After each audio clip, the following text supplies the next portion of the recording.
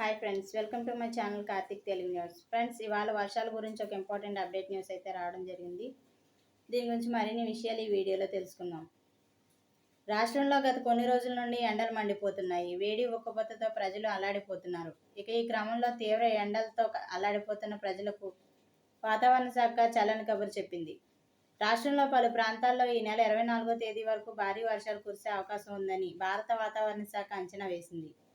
ఈ క్రమంలో నిన్న పలు ప్రాంతాల్లో తేలికపాటి వర్షాలు కురిశాయి. ఈ వర్షాలు 24వ తేదీ వరకు కొనసాగుతాయని వాతావరణ శాఖ అంచనా వేసింది. అలాగే జార్ఖండ్, బీహార్లలో ఉన్న తీవ్ర అల్పపీడనం వాయుగుండంగా బలపడి ఉత్తరప్రదేశ్లో కొనసాగుతుంది. వాయుగుండం ప్రభావంతో విస్తరించిన రుతుపవన ద్రోణి తూర్పు బంగాళాఖాతంలోని ఈశాన్య ప్రాంతం వరకు విస్తరించింది. రేపు అనగా శనివారం బంగాళాఖాతంలో అల్పపీడనం ఏర్పడనుంది. ఈ తరుణంలో ఏపీలోని పలు ప్రాంతాల్లో ఇవాళ భారీ వర్షాలు కురుస్తాయని ఏపీఎస్డిఎంఏ తెలిపింది.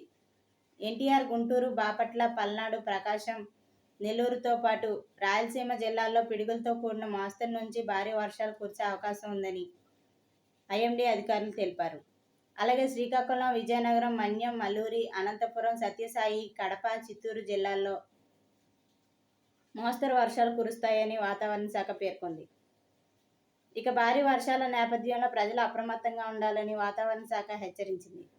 సో ఫ్రెండ్స్, ఇది అప్డేట్ న్యూస్. మరిన్ని అప్డేట్స్ కోసం ఛానల్ సబ్స్క్రైబ్ చేసుకోండి ఫ్రెండ్స్. అలాగే పక్కన ఉన్న బెల్ ఐకాన్ క్లిక్ చేసి వీలైతే ఛానల్కి ఒక లైక్ అయితే చేయండి.